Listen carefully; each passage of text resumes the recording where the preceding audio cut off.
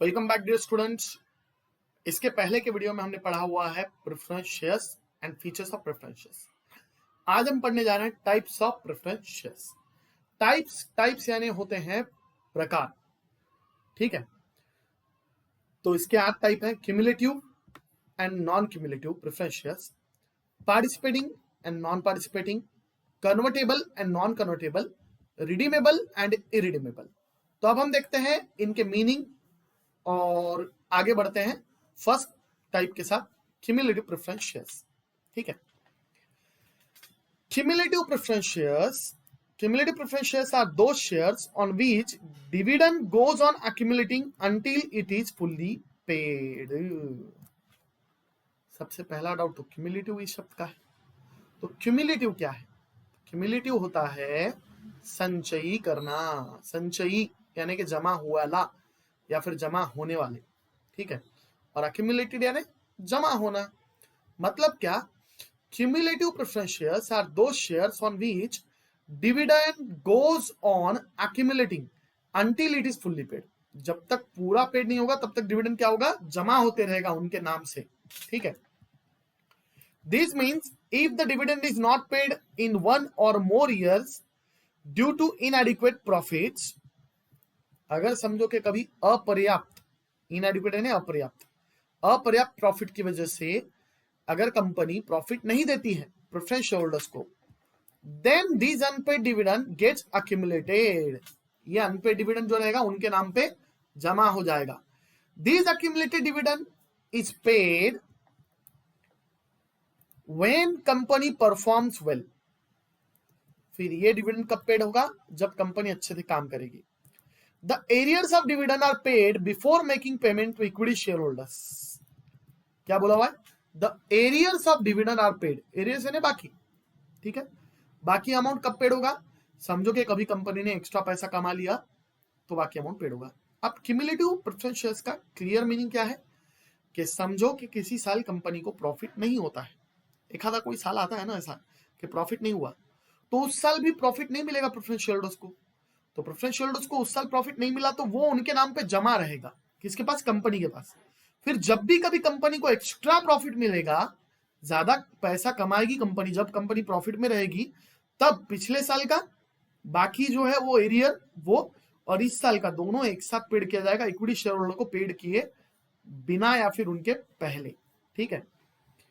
The preference shares are always cumulative unless otherwise stated in the articles of association. Preference shares क्या होते हैं? हमेशा क्या होते हैं? क्यूमुलेटिव होते हैं। कब तक? जब तक अन्यथा या फिर जब तक या फिर stated in articles of association, जब तक उनके बारे में आर्टिकल्स ऑफ एसोसिएशन में ना लिखा गया हो। आर्टिकल्स ऑफ एसोसिएशन जिसमें रूल्स एंड रेगुलेशन होते हैं शेयर से रिलेटेड, हर चीज से रिलेटेड, तो प्रेफरेंस शेयर से रिलेटेड भी रूल्स एंड रेगुलेशंस उसमें ही रहेंगे। It means that if dividend is not paid any year, the unpaid amount is carried forward to the next year. वाह, क्या बात बताई! कैरिड फॉरवर्ड है ना, आगे भेजना। मतलब क्या? If dividend is not paid in any year, अगर किसी साल डिविडेंड पेड नहीं हुआ, द अनपेड अमाउंट, नहीं दिया वाला जो अमाउंट है वो carried forward to next year, अगले साल ढकेला जाएगा। कैरी फॉरवर्ड, आगे भेजना। So on until all arrears have been paid, जब तक पूरे पैसे क्लियर नहीं होते, ऑल एरियर्स यानी पूरे बाकी अमाउंट जब तक क्लियर नहीं होता तब तक वो आगे आगे ढकेलते रहेंगे, ठीक है।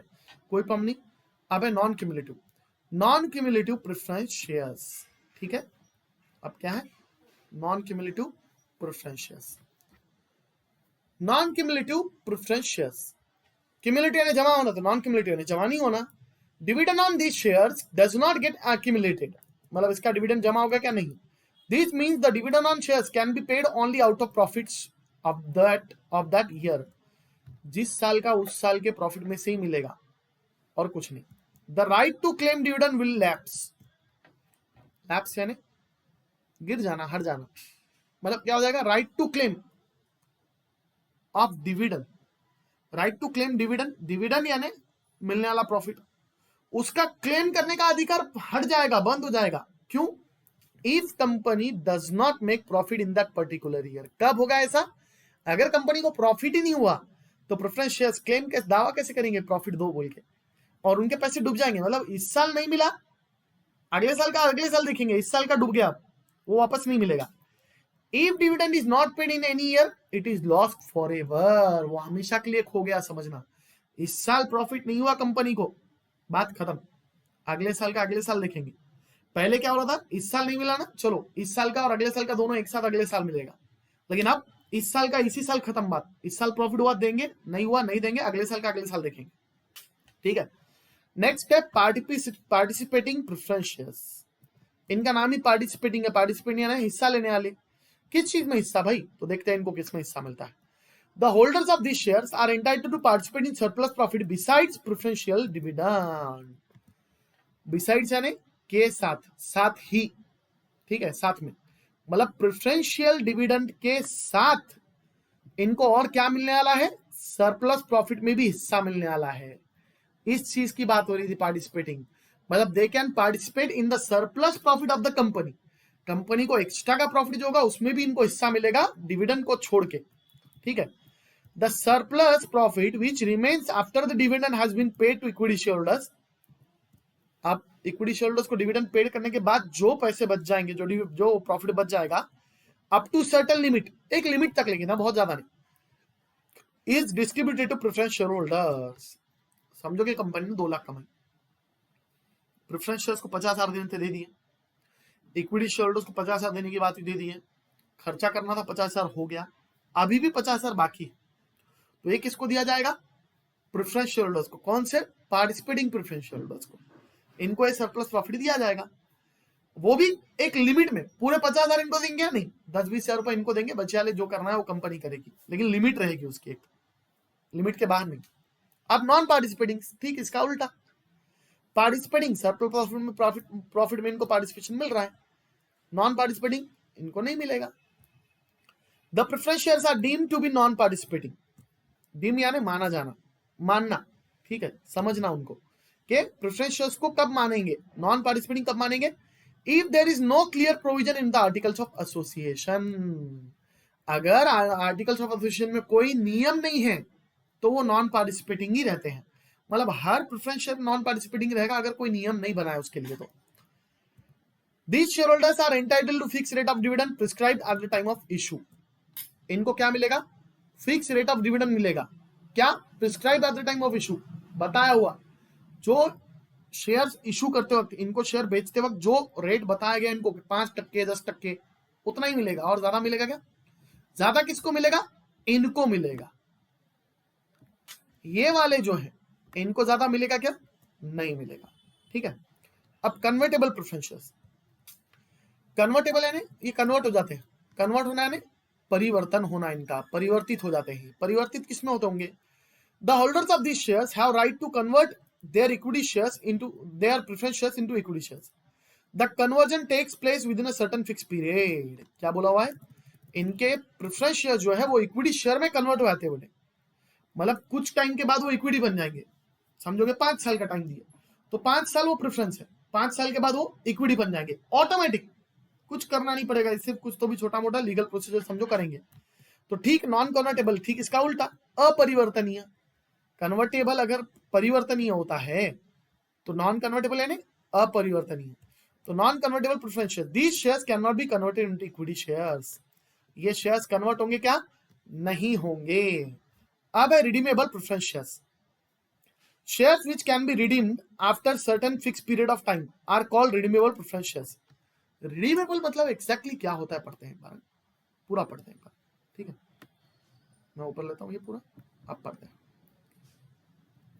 वापस ले लेना, मतलब कुछ समय के बाद company redeemable preference share holders को उनके पैसे वापस देकर प्रेफरेंस शेयर्स वापस ले लेगी, ये रिडीमेबल है। मतलब कंपनी क्या करेगी, प्रेफरेंस शेयर होल्डर से पैसे ली, उनको शेयर्स दी, तो आप कुछ टाइम के बाद, एक फिक्स टाइम के बाद उनके पास से प्रेफरेंस शेयर्स ले लेगी और उनको पैसे दे देगी, मैटर खत्म, ठीक है, इनको बोलते हैं redeemable. A company limited by shares if authorised bye articles of association, limited by shares यानी कंपनी के शेयर्स ही लिमिटेड रहेंगे और ये आर्टिकल्स ऑफ एसोसिएशन में लिखा रहेगा, ऑथराइज यानी अधिकार देना, issues redeemable preference shares, company कौन सी, लिमिटेड बाय शेयर जो होती है, company limited by share he preference shares issue करती है, redeemable. Such shares must be fully paid, ये शेयर्स क्या होते हैं, फुल्ली पेड होते हैं, मतलब एक ही बार में पूरे पैसे देंगे, इंस्टॉलमेंट का झंझट नहीं। These shares are redeemed out of divisible profit only or out of fresh issue of shares made for this purpose.